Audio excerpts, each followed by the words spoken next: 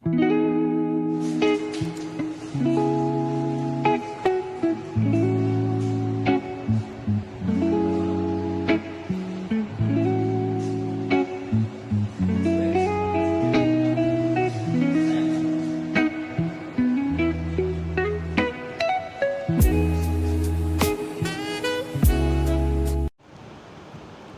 everyone, I am Akanksha Saraswat, Assistant Professor, Department of Sociology, कैटर्स BG college Mathura.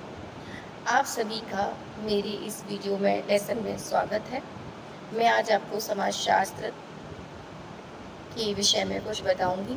Sociology क्या है, क्या इसकी इम्पोर्टेंस है, इसे क्यों पढ़ना है, और हमारे जो फर्स्ट सेमेस्टर में बीए फर्स्ट सेमेस्टर में जो पेपर है बेसिक कॉन्सेप्ट्स ऑफ सोशियोलॉजी, उसमें आप क्या क्या पढ़ेंगी इसके बारे में मैं आपको बताना चाहती हूँ। इस विषय पर बोलने से पहले मुझे आप सबको ये बताना है कि केआर गर्ल्स पीजी कॉलेज अपनी ह्यूमैनिटीज़ के लिए बहुत प्रसिद्ध है।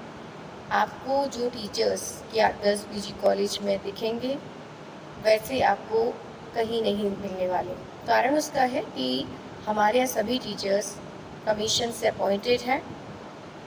हमारे यहाँ सारे शिक्षकगण, शिक्षिकागण, क्योंकि महिला हैं, क्योंकि हमारा गर्ल्स कॉलेज है, तो पूरा staff Uttar Pradesh higher education commission के माध्यम से अपॉइंट होकर आया है। जबकि बहुत सारे कॉलेजेस में एडॉक पर या कम योग्यता वाले शिक्षकों को रख लिया जाता है। तो आप सबसे निवेदन है, स्पेशली गर्ल्स से, कि आप अगर ह्यूमैनिटीज़ की कुछ विषयों को पढ़ना चाहते हैं, जैसे home science, economics, psychology, history, sociology, English, Hindi, Sanskrit जैसी लैंग्वेजेस, इनको विषयों को पढ़ना चाहते हैं या बीएड करना चाहते हैं, तो उसके लिए आपको हमारा महाविद्यालय चुनना होगा और हमारे महाविद्यालय में आना होगा। तो सोशियोलॉजी के विषय में बताने के लिए मैं यहाँ प्रस्तुत हुई हूँ। मैं आपको बताना चाहती हूँ कि समाजशास्त्र जो विषय है वो आपको आगे की स्टेप पर ले जाएगा, सोचने की प्रक्रिया में, आपके थिंकिंग प्रोसेस पर प्रभाव डालेगा। आप ये जो न्यूज़पेपर पढ़ते हैं, देखिए इस तरह का न्यूज़पेपर आप डेली पढ़ते हैं, एडिटोरियल में पढ़ रही थी, तो इसमें जैसे करेंट की जो भी न्यूज़ है, जैसे शिक्षा का मुद्दा चर्चा के केंद्र में आया। आप सभी ने जेन ज़ी प्रोटेस्ट सुना होगा, लेकिन ये आपको बताएगा कि क्या इसका पक्ष है, क्या इसका विपक्ष है। इसको बाहर के नज़रिए से तो आपको पेपर दिखा देगा, लेकिन यहाँ के शिक्षक आपको एनालाइज करना सिखाते हैं कि आपको कैसे किसी भी मुद्दे को जानना, सीखना, समझना है। तो बेसिक कॉन्सेप्ट ऑफ सोशियोलॉजी जो कि आपका फर्स्ट सेमेस्टर का सब्जेक्ट है, उसमें आप पढ़ेंगे सोसाइटी क्या है, कम्युनिटी क्या है, संस्थाएं क्या हैं, समितियाँ क्या हैं, गांव, नगर, इनकी क्या विशेषताएं हैं, इनको क्यों अलग किया गया है, क्या कारण है इनको अलग करने का, और इनको प्रभावित करने वाले प्रमुख प्रोसेस, यानी कि संस्कृतिकरण, पश्चिमीकरण, आधुनिकीकरण जैसी कुछ प्रक्रियाएं इसी विषय वस्तु के अंतर्गत आती हैं। इसके अलावा आत्मसातीकरण क्या है, परसंस्कृति ग्रहण क्या है, और यह कैसे हमारे समाज को इफेक्ट करता है। ठीक है, इस तरह के आप कॉन्सेप्ट इस पर पढ़ेंगे। अब आपका क्वेश्चन उठता है कि हम पढ़ें क्यों, why should we study sociology.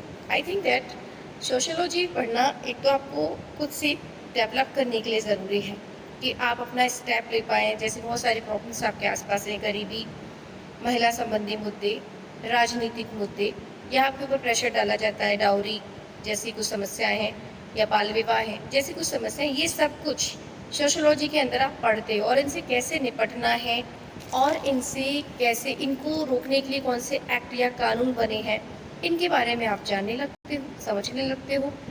मुझे लगता है कि आपको ये सीखना ज़रूरी है, अपनी लाइफ के लिए तो ज़रूरी है। इसके बाद हम बात करते हैं करियर की, कि आप करियर क्या बना सकते हैं। तो देखिए, करियर के पॉइंट ऑफ व्यू से देखें तो हमारी जो राष्ट्रीय नई शिक्षा नीति जो आई है, NEP, इसके तहत सोशियोलॉजी को एक प्रैक्टिकल विषय बनाया गया है। राइटिंग स्किल डेवलपमेंट के लिए इसमें प्रैक्टिकल विषय जोड़े गए हैं। इसमें आपको राइटिंग सिखाई जाती है, जिसके माध्यम से आप कंटेंट राइटर बन सकते हैं। ठीक है, राइटिंग करते हैं ना, न्यूज़पेपर्स में आर्टिकल्स लिखते हैं, ये कर सकते हैं स्टार्टिंग करियर के रूप में। मास कम्युनिकेशन का डिप्लोमा कर सकते हैं आप इसके आगे।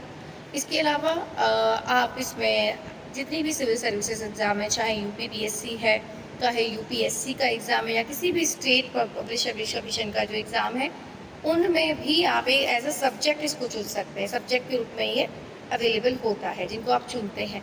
इसके अलावा जनरल स्टडीज़ में भी काम आता है। कुछ विशेष पोस्ट ऐसी हैं जैसे डिस्ट्रिक्ट प्रोग्राम ऑफिसर, डिस्ट्रिक्ट आपकी प्रोबेशनरी ऑफिसर, प्रोबेशन ऑफिसर जो होते हैं, और बहुत सारी ऐसी कुछ पोस्ट हैं जहाँ पर केवल सोशियोलॉजी और साइकोलॉजी से ग्रेजुएट को ही मांगा जाता है। उसके लिए आप अप्लाई कर सकते हैं। टीचिंग जॉब के लिए आप अप्लाई कर सकते हैं। टीचर्स सोशियोलॉजी के, जैसे मैं खुद हूँ प्रोफेसर, असिस्टेंट प्रोफेसर हूँ, वैसे ही प्रोफेसरशिप के लिए, पीजीटी के लिए, टीजीटी के लिए इस सब्जेक्ट का सहारा ले सकते हैं, सब्जेक्ट से आगे बढ़ सकते हैं। समझने में आसान विषय है। टीचर्स अगर सही से समझा रहे हैं तो आप इजीली समझ लेंगे इस सब्जेक्ट को। ठीक है, तो करियर के पॉइंट ऑफ व्यू से सिविल सर्विसेज में जाने के लिए, टीचिंग के लिए, ऑफिसर्स बनने के लिए, इसके अलावा बहुत सारी कंपनियाँ, काउंसलर्स केयर, बैंक में रिलेशन ऑफिसर्स होते हैं, ठीक है, और सोशल वर्कर्स, एमएसडब्ल्यू भी आगे आप कर सकते हैं सब्जेक्ट से, तो मास्टर ऑफ सोशल वर्क, ठीक है। इस तरह से आप आगे इस सब्जेक्ट को लेकर बढ़ सकते हैं।